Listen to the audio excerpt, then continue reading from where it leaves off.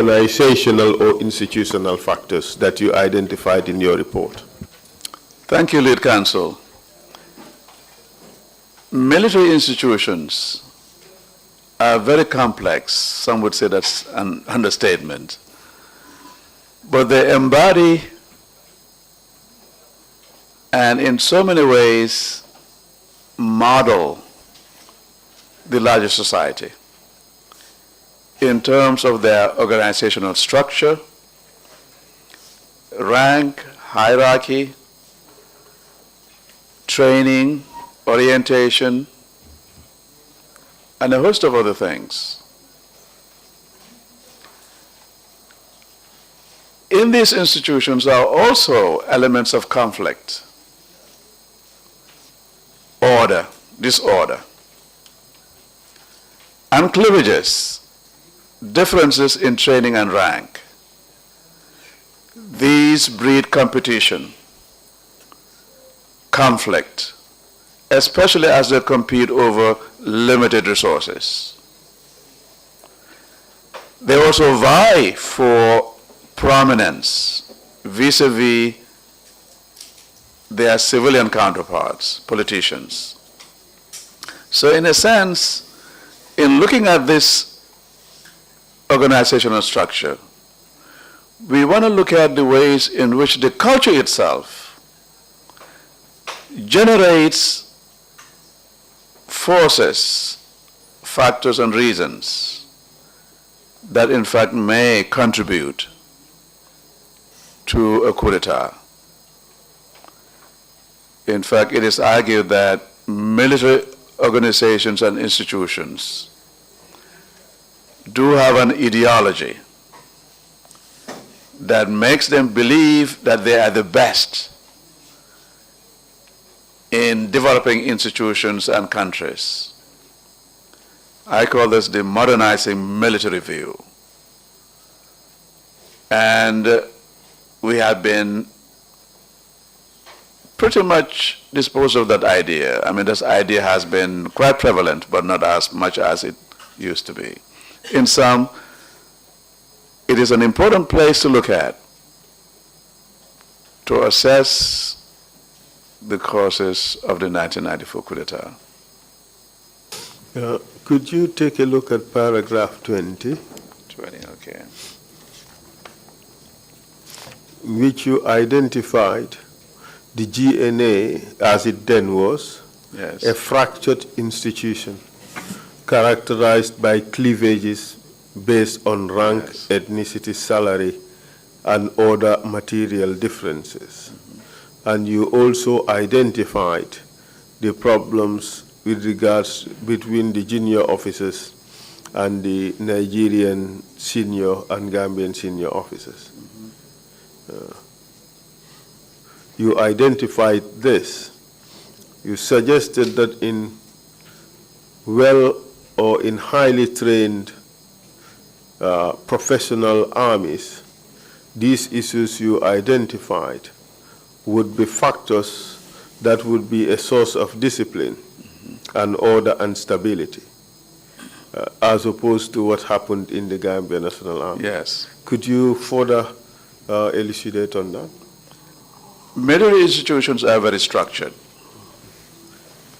There's hierarchy, there's order, there's discipline for the most part. And the hierarchy makes it possible to maintain discipline as a result. Procedures are very much defined, very well defined.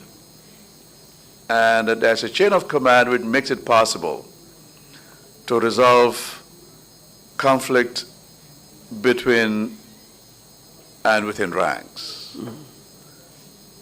There's a chain of order. Now, in the face of poor training, limited resources, and cleavages based on ethnicity, sometimes class and religion, exacerbated by economic differentiation, and against the backdrop of societal problems, the military then becomes a major player within the political process. What I'm basically suggesting is these elements that I identified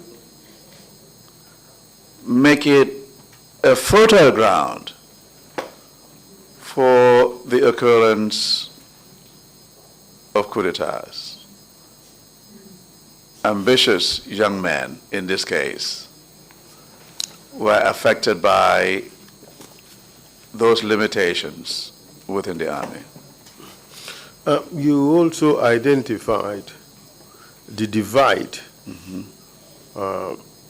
or rather the divided loyalties,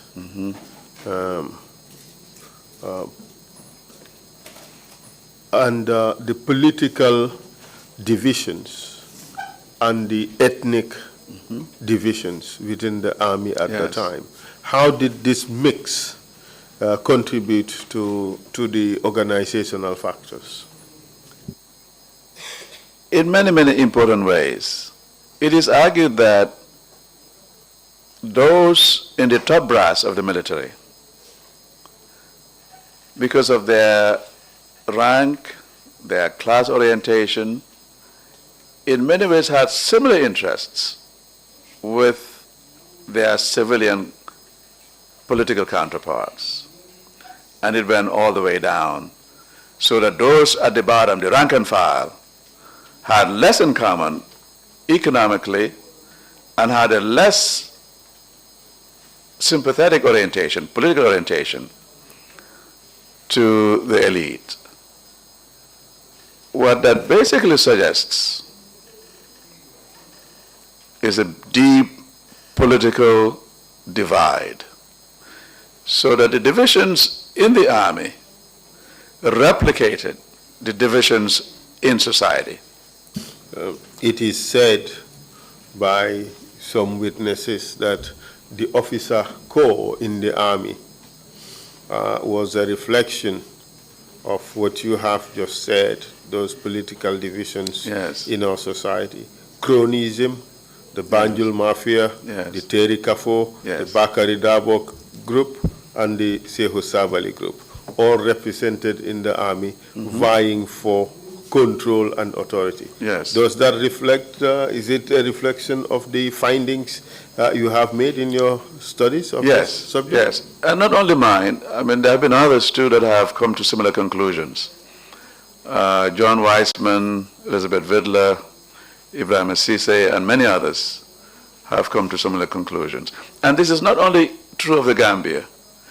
When you look at coup d'etats in the former Zaire and Ghana, ethnicity and the replication of the conflicts in society in the army itself became quite important.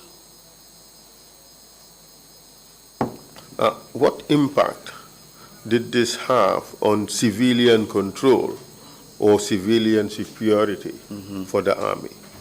Well, it really didn't have a positive impact or effect.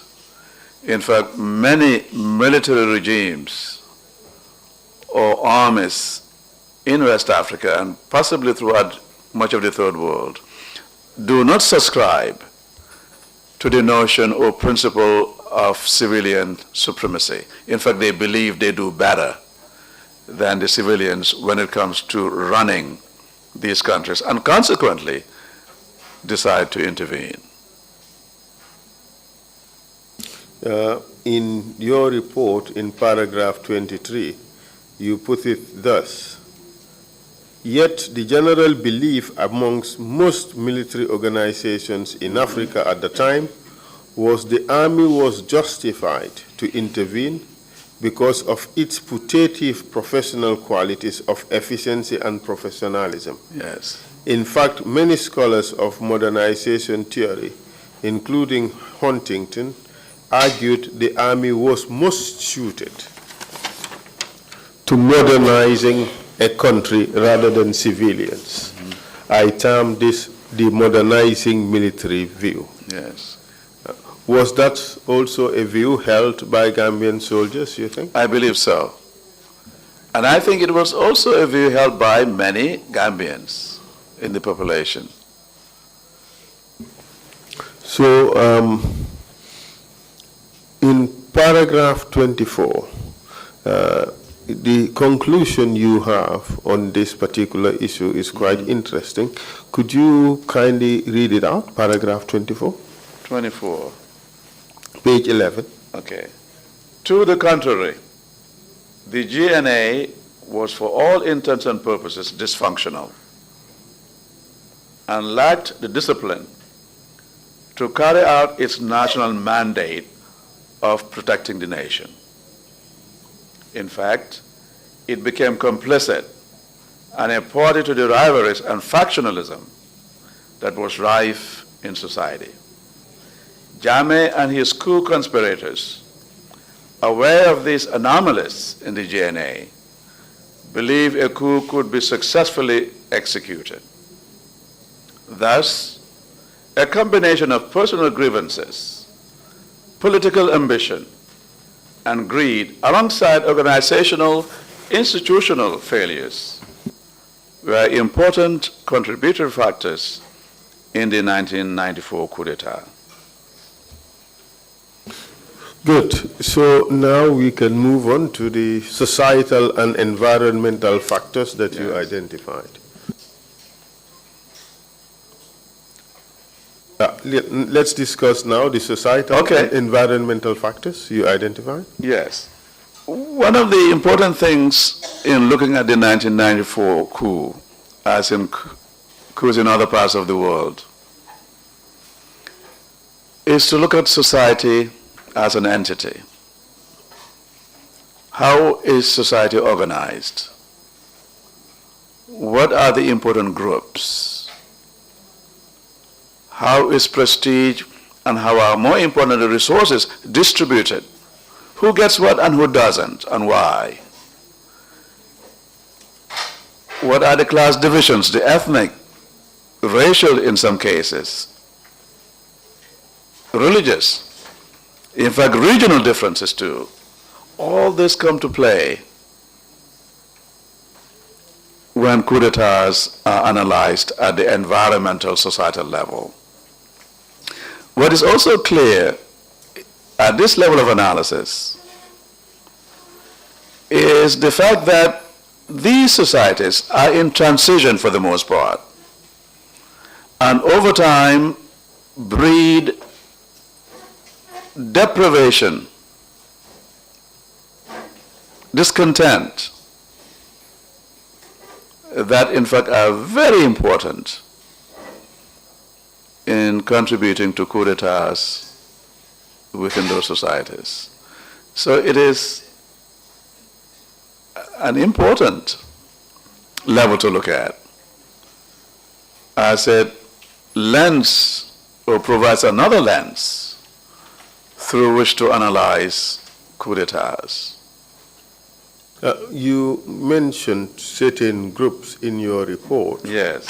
As a reflection of some of these problems you identified.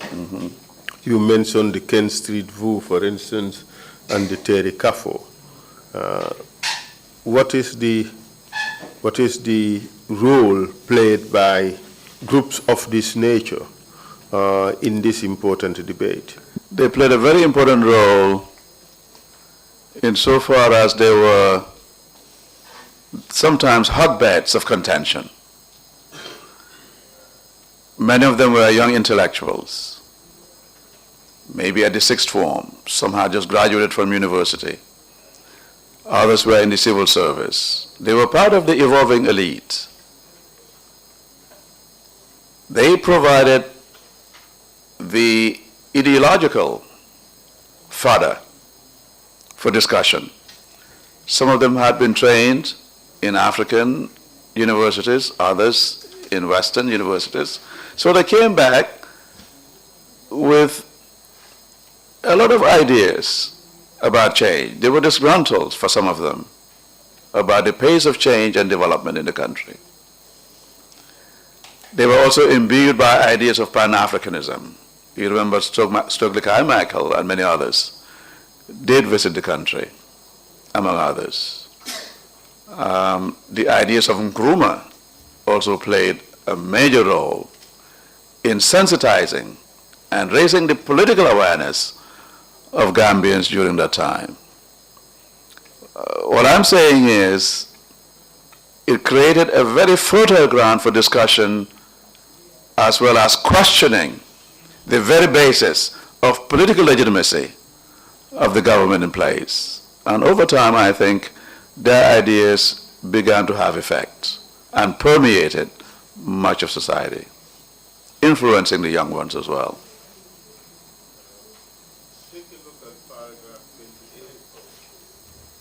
Thank you, thank you.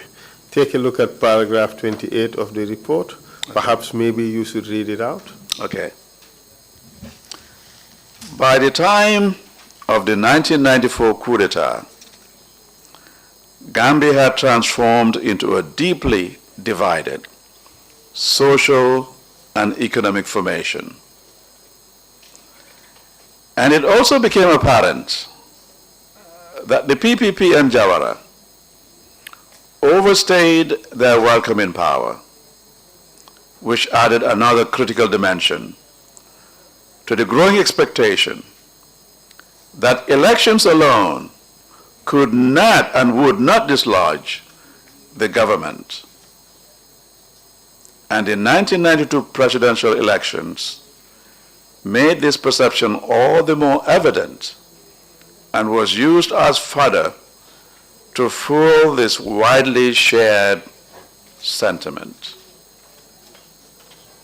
And as noted earlier, charges of endemic corruption, inflated travel reports, and per diems increased popular discontent and distrust in government and resulted in declining legitimacy for the government and the PPP itself. Internal factionalism and growing distrust among its members, especially after Jawara's announcement and failure to select a successor at Mansa Kanka, nursed perceptions of a power vacuum, with growing expectation that the army needed to step in and avert further decline of the economy and the polity. In sum, these societal, environmental factors greatly contributed to the coup d'etat. You also went on to identify sub-regional factors. Yes. Could you take us through them very quickly? Yes. The 80s were very turbulent times.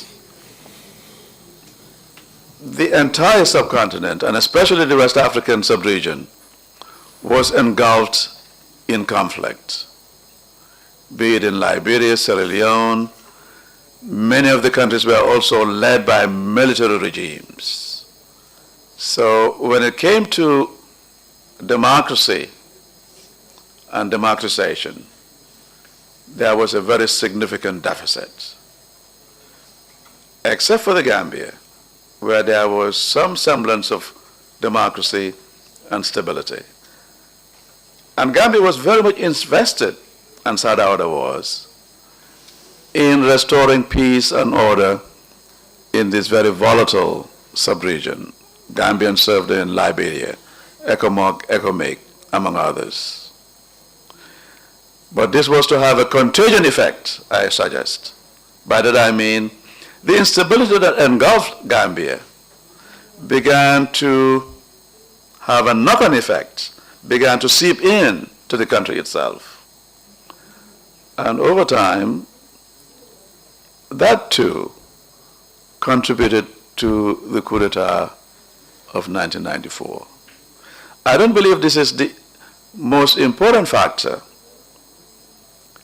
Some would say this is the dependent variable, but it nonetheless contributed in some degree to the coup because Sadauda became increasingly more invested in resolving the conflicts in the subcontinent. How about the service by Gambian forces in Liberia as part of ECOMOG troops to help deal with the peace and security problems in Liberia? How did that affect Gambia? It affected Gambia insofar as many of them coming back, and the failure of government to pay them their salaries or their per diems created frustration, leading to several demonstrations against the government at State House. Many of them also felt that the government was not very receptive to their demands. I believe over time this was to create deep resentment against the government. And these combined with societal factors, internal military conditions, personal ambition, all culminating to cause the coup d'etat. And how about the effect of the wars that were being fought in Liberia and Sierra Leone at the time, and their effect on Gambia? For instance, the influx of refugees and so forth. Has that had any effect on the situation? Gambia, being a very small country and an economy that was teetering on collapse, was further burdened by the influx of these refugees. While there was some international help, I don't believe it went far enough in curbing the problem. And it created some kind of societal instability. The refugees could not be easily absorbed, and economic resources, as a result, were severely strained. And I think this also added to the perception that the government wasn't doing enough. And I think this also contributed indirectly to the coup d'etat. Thank you very much. I'll now move on to the second pre-assigned question. Yes. Which is, what were the circumstances and factors that enabled the gradual erosion of human rights and democratic norms, and ultimately led to the creation, consolidation, and sustenance of the Jammeh dictatorial regime? And you have that addressed in page 14 of the report onwards. Yes.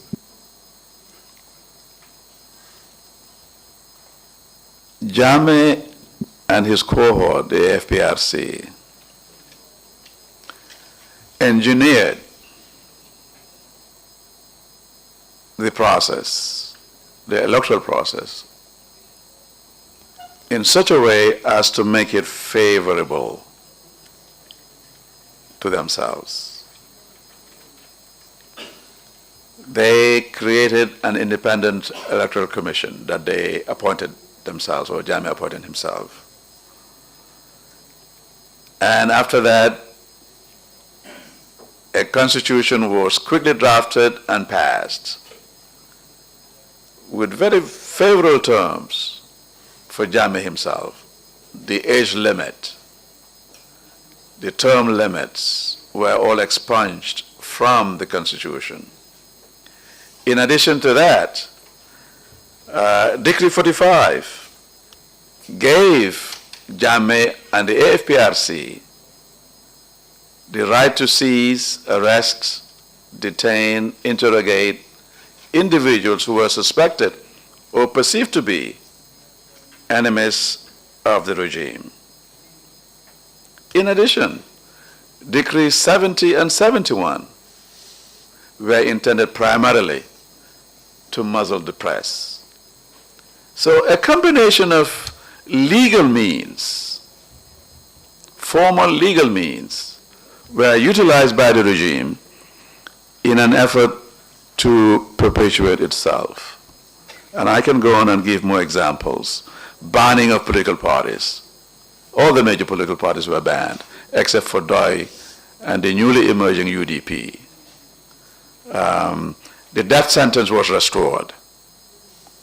And Jammeh was to use this in the future to execute 12 Gambians, well, including some Senegalese. In a sense, you are saying that primarily Jammeh used the Constitution to engineer perpetuating himself in power. Yes. First, by removing the age limits, Yes. that would have barred him from contesting presidency. Yes. And removing the term limits, that would have limited the number of times he served as president. Yes. And he used other means as well. You mentioned Decree 45 and so forth. Yes. But in fact, the Constitution went through fundamental changes over the years. In fact, 52 amendments during that short period of time. Many of them seem to have been aimed at strengthening his authority. Yes. Do you agree with that? Yes, I do. There is this provision which enabled Jammeh to dismiss judges for the first time in Gambia's constitution. Yes. There is also the provision which enabled him to do business for the first time. All that helped in giving him more powers. Yes. Even the fact that elections, I mean, the 50+1 was also expunged, which came in the end to bite him. I wouldn't mention where, but caused him quite a bit of angst. Wonderful.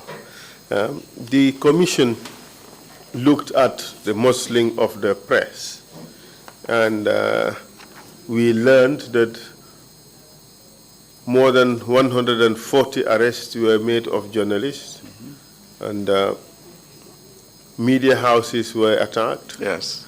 Would you say that it's a correct conclusion to say that muzzling of the media and attacking journalists also helped in creating a dictatorship for Jammeh? Because absolutely. I think this was a very calculated effort on the part of Jammeh and the AFPRC to ensure that there was no dissent or expression that would undermine their grip on power. How about the banning of political leaders? What was the effect of that? Well, it eliminated practically all the competition.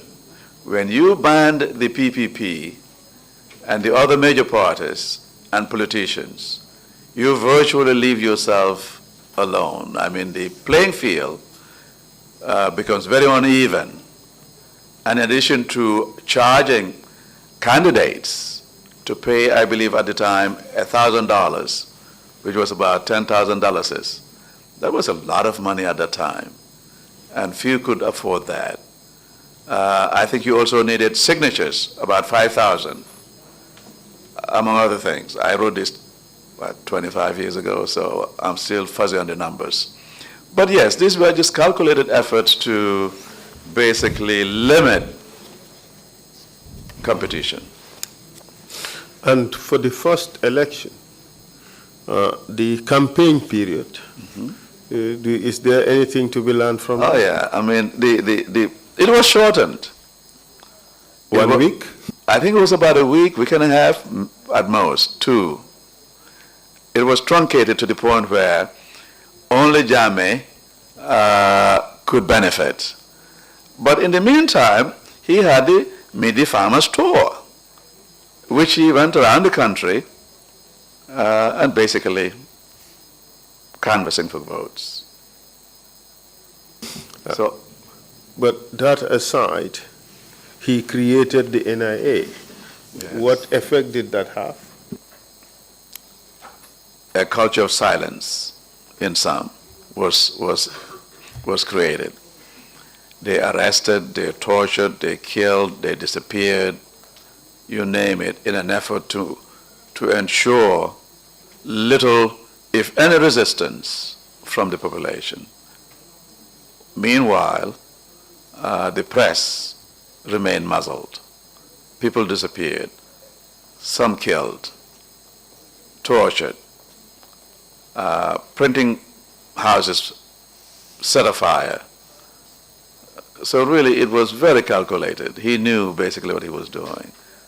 He learned well from Ghana, from Jerry Rawlings.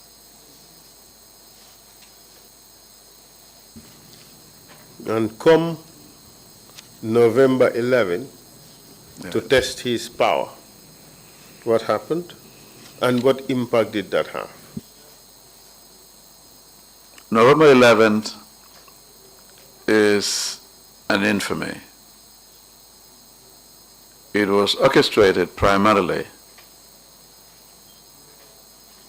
to eliminate the perceived enemies of Jammeh and the AFPRC.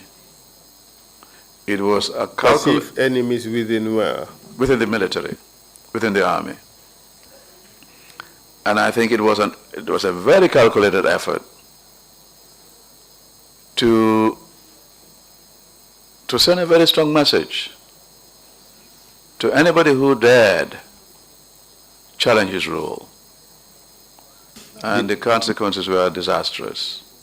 The evidence received from Sana Bairo Sabali and others is that the ringleaders of November 11 were executed, including people, officers from very close to where you hail from, Balangar boys. Well, I'm from Balangar too. Yes. Abdullah Fall, Fafanyang, and others. Yes. What was the impact of that? Devastating, nationally, and within the military itself. I think it took away the innocence of Gambians. Never in the history of this country did we ever witness such wanton slaughter of individuals in the military. In other words, we were dispossessed, we were disabused of our innocence in some. But that would not be the end of the killings in order to maintain his grip in power. In paragraph 39 of your report, you talk about groups that Jammeh put in place to eliminate opposition. Could you discuss more about that? Well, in addition to the legal formal means of maintaining power and the use of brutal force, Jammeh also had clandestine groups that engaged in atrocious acts of violence against citizens. The Green Boys, the Junglers, Black, just to name a few, did just that. It was extrajudicial killings, something separate and apart from what the NIA would typically do. Examples? Of the killings? Yes, of the activities of those groups you mentioned, Green Boys, Black, Yes. Junglers. Well, the assassination of Dede Haidara, the disappearance of Chief Mane, amongst others. For the Makalo, I'm not really sure what ever happened to Fode Makalo. It is said he died in Mali. Some say he was executed. It's still unclear to me. Clear case of enforced disappearance. Yes. Yes. But we've heard the junglers testify about the killings of a lot more people, ostensibly under the direction or ordering of Jammeh. So, in a sense, you're telling us that the violence and intimidation served as the foundation and subsequent consolidation of the Jammeh regime. Yes. You maintain that conclusion? Yes. But he also used other institutions of state. I'm referring specifically to paragraph 40 of your report. Yes.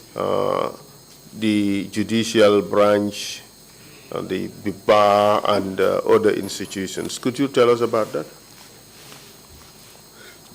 The contention I make in this paragraph is that in addition to the things we already mentioned, Jammeh also used judges. He used the courts.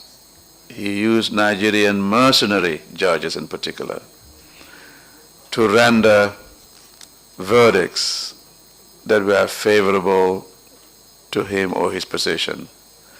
Many Gambians were put away on trumped-up charges, especially if they were perceived to be threats to the regime and Jammeh himself.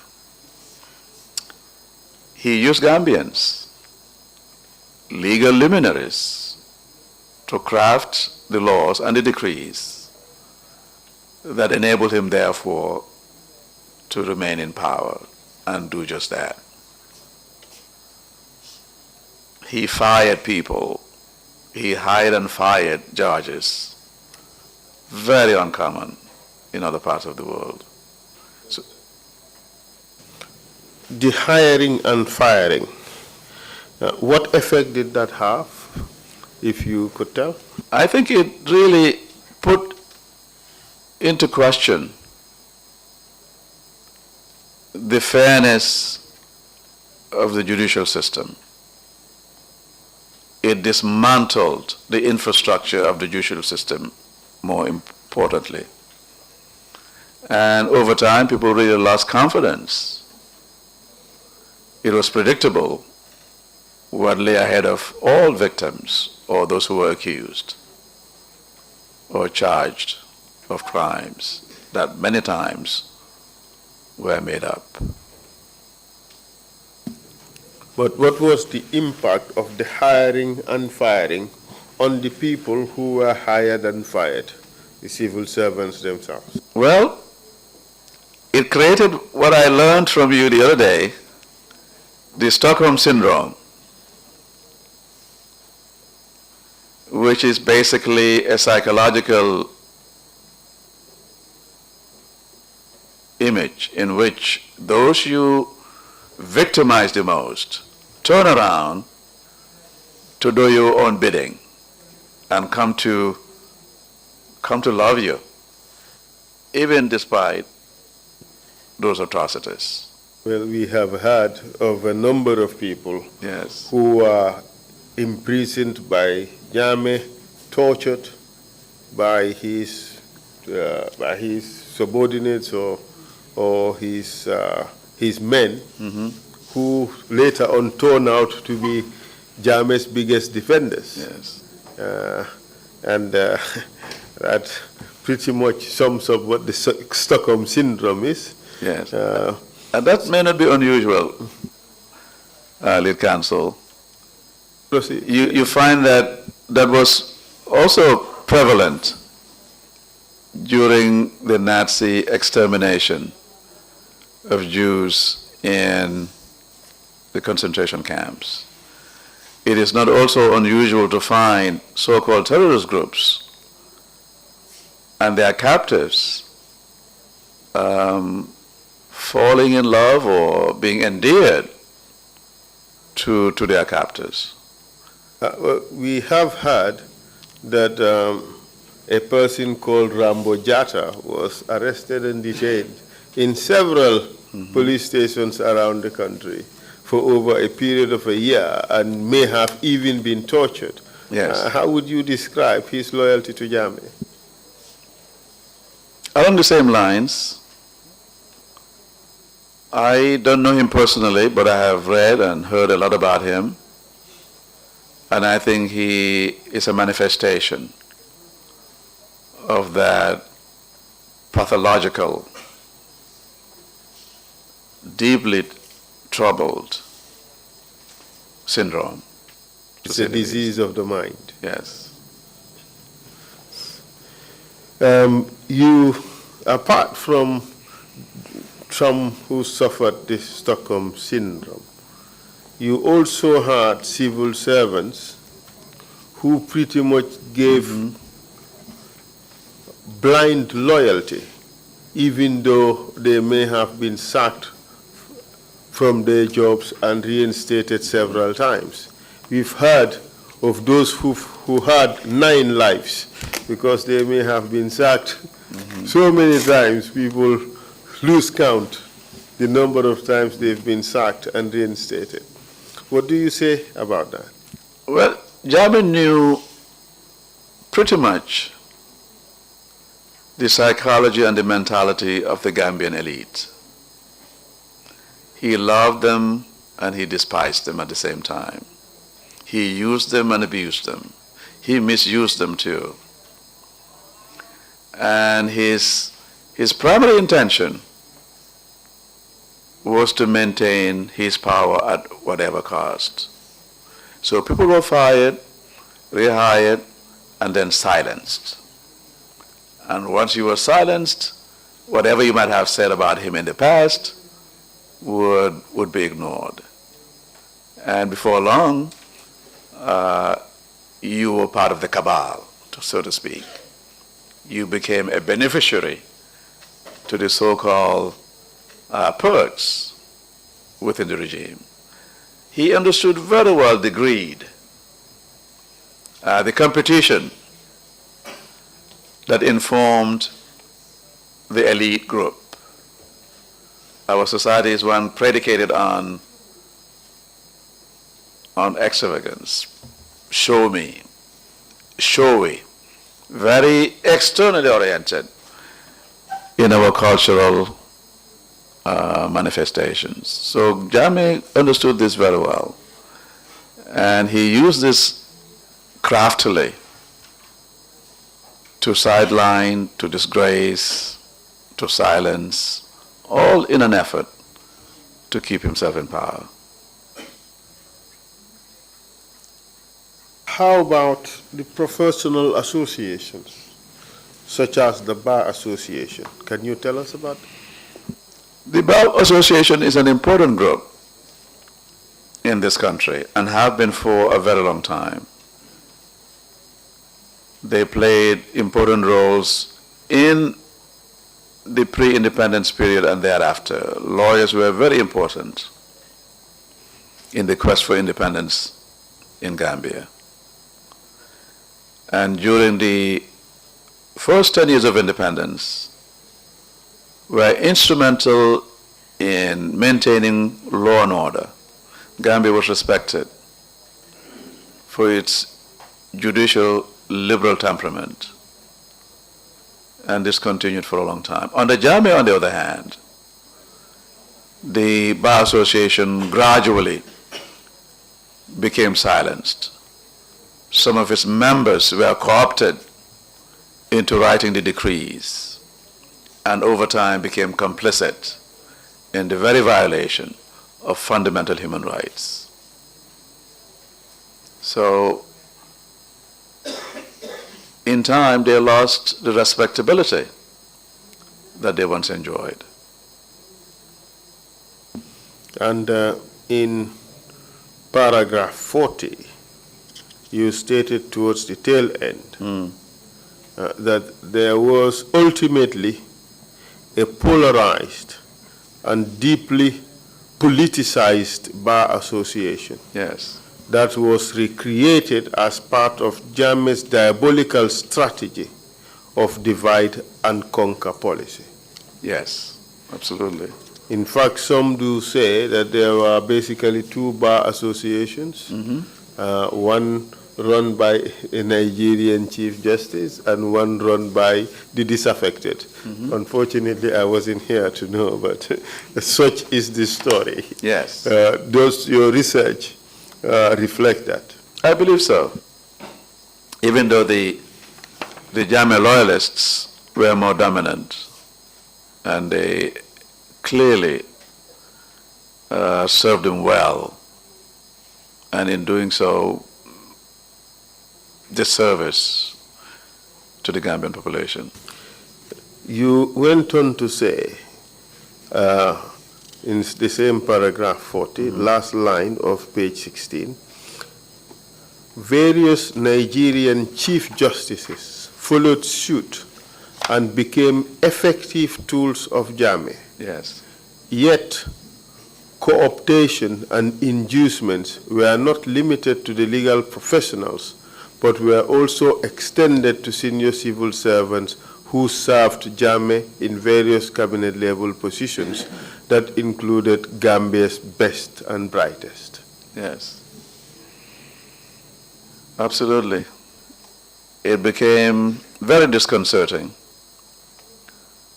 to see well-respected Gambians in the senior civil service bracket being toyed with by Jammeh, who, for all intents and purposes, used them, abused them for his own ends. Refused them too? And refused them too, yes. Your explanation is not even limited to just the violence that was perpetrated, the use of the law to entrench himself in power. You went on to discuss the use of cultural and social infrastructure to cement or sustain his regime. Can you expand on that? That is a very interesting question. Other than the formal legal means that Jammeh used, he understood the personality and the culture and the operational code of Gambians. We are predominantly a very religious, in quote, people. But we also dabble in other traditions that include the occult. There is also a hierarchy in our societies built around superstition and belief in the jinn or devils and so forth and so on. He appropriated these effectively to consolidate power. He also was able to convince a lot of people that he knew more than he did. He had powers beyond the normal. He had paranormal powers, which many people believed. This is part of the building block of Gambian culture. We have seen the changes in his personality. Yes. After he ditched the military use, we saw the green haftans. Yes. But that quickly disappeared. And suddenly it was all white, subsequently thereafter. Yes. Does that represent anything in your research? I think it did. I think he was using religion effectively, as many other politicians have in the past, to curry favor on one hand from those who are Muslim in this country, and at the same time consolidating his rule. So in other words, religion became another tool in the hands of Jammeh to consolidate, gain support from the clergy and imams, so as to, or some imams, some clergy, let me qualify that, in an effort to keep himself in power. How about the use of religious symbols and paraphernalia? Oh, yes. Carrying the Quran and the sword Did that have any effect? I think it did to some people, yes. But it was, for me, personally, very distasteful. It embodied a personality that for all intents and purposes knew little of the Quran, maybe in fact dabbled in things that were anti-religious. He was said to partake of alcohol and other forbidden foods and engage in activities that were unreligious, un-Islamic, and so forth. It was a tool, in other words. Paragraph 42 is quite interesting, okay. What you have here. Could you read it out? Can I read that? Okay. Yes. Thus, religious leaders and marabouts, sometimes one and the same, wielded considerable power over the aspects of society. In doing so, they not only serve as intermediaries and intercede on behalf of and between humans and God, but they also help legitimize those in power. The belief that a leader is sanctioned and installed by God is a belief commonly shared by all, the subtext of which is one does not challenge leaders installed by God, because when you do, you challenge God. Culturally, the way of saying, which has parallels in other Gambian languages, is that a stone does not wrestle with an egg, which basically means in Wolof, Dutch du borek, nen du borek Dutch. Dutch du borek nen, yes, sorry. Should I continue? Yes. Okay. Yes, please. They implore citizens to obey, not challenge its status quo, even under brutal conditions. The refrain is to leave it to God. Most Gambians internalize these cultural and religious beliefs, and by the time they are 10 years old. Traditional healers also play a vital role in addressing the spiritual as well as the medical needs of traditional believers, Muslims and Christians alike. Yes, you raised this, how would I call it? Is it this wall of saying? Auntie Adelaide corrected it by saying it's nen du bore ak Dutch. Okay, I inverted it. Thank you. Yes, so that correction has to has to be made. Yes, but Jammehs used religion effectively, from what you have said. We have seen images of Jammeh throwing water.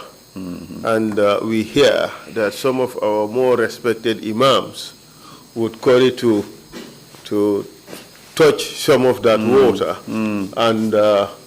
and rub it all over their bodies. Did your researches reflect anything like that? And what would that mean for Gambian society? What lessons do we draw from that?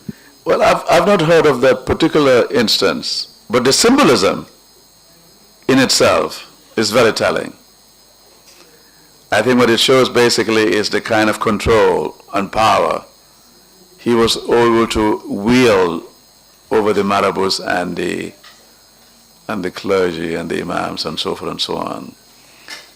If they have to go so low and revere Jammeh, who for all we know knew little about the Quran or the Bible, to me really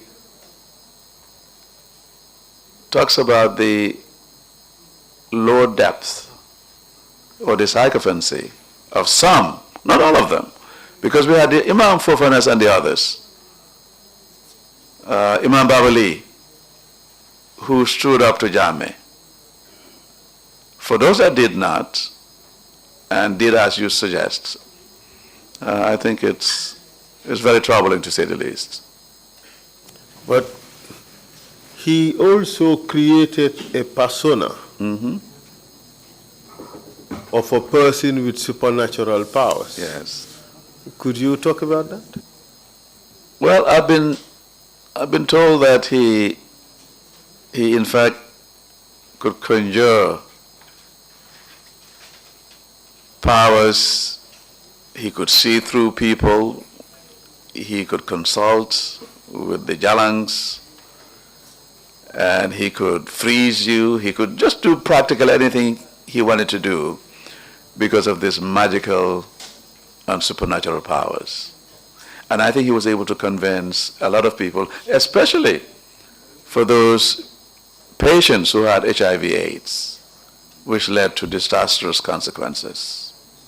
In fact, there's a story about him trying to tame the bees on a tree that basically scattered and basically stung him quite severely. The bees stung him when he was trying to tame them. Yes. Absolutely. And the fertility treatment? And the what?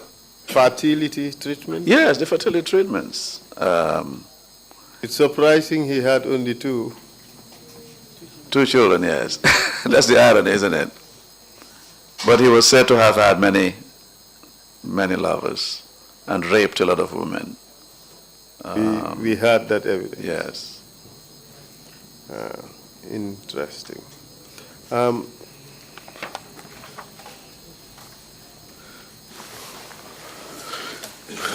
All this, as you said, created this image, which in the end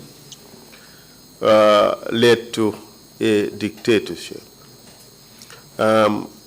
Paragraphs 45 and 46, actually through 47 of your report, is quite interesting. Could you kindly read it out? Okay. Paragraph 45.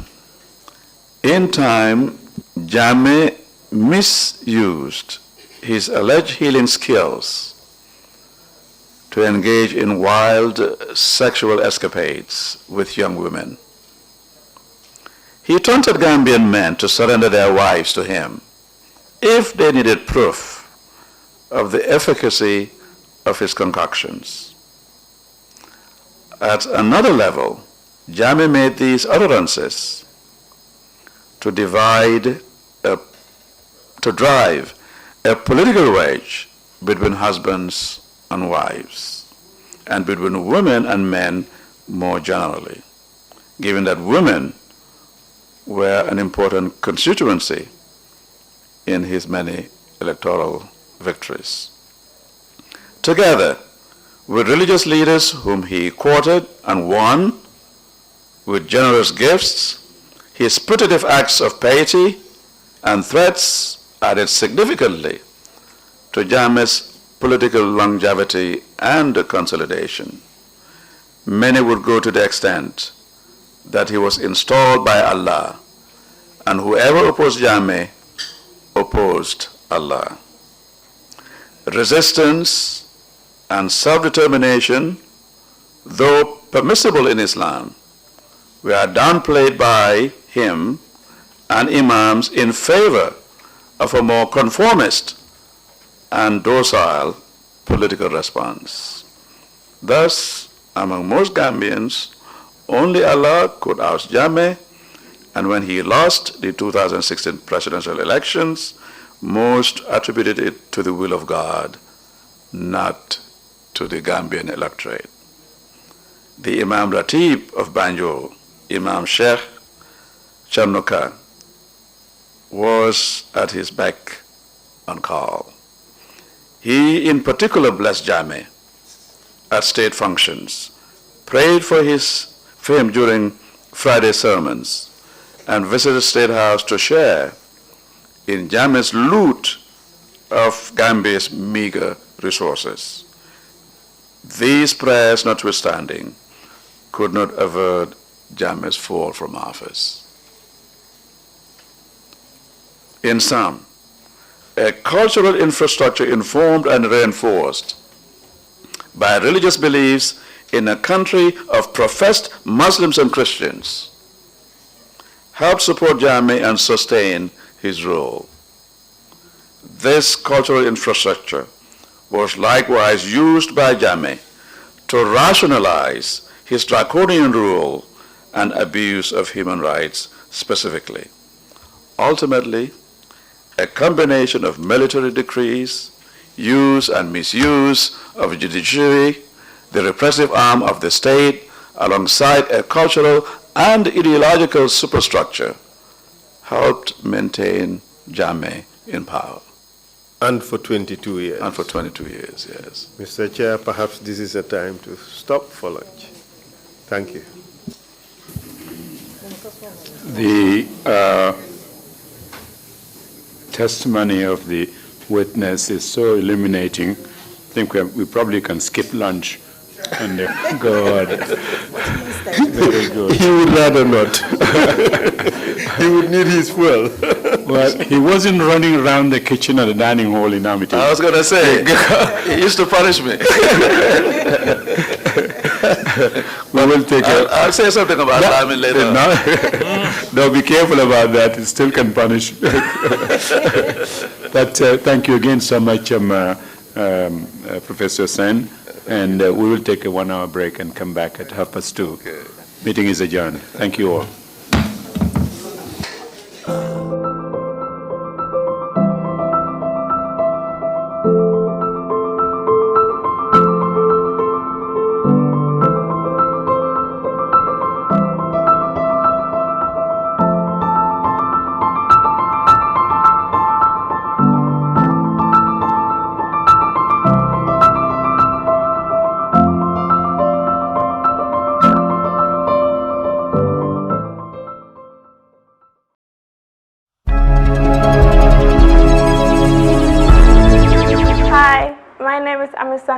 Founder and owner of Her Apparel, a mother's clothing brand. Tough Startup has been one of the best things that ever happened to my life, if not the best. My name is Modula Fati, founder, farm manager, ML Poultry. Before Tough Startup 2018, this used to be my poultry house with about 200 chickens. And today, ML Poultry has just built a new farm with a production capacity of up to 4,000 chickens. I'm Ivo Lawrence Mendy. I'm the CEO and the founder of Cameco. The Tough Startup, we're able to register the company in Ghana as a limited, let's Ride Africa Ghana Limited. I urge every single young entrepreneur out there to give it a try. It's a life-changing experience.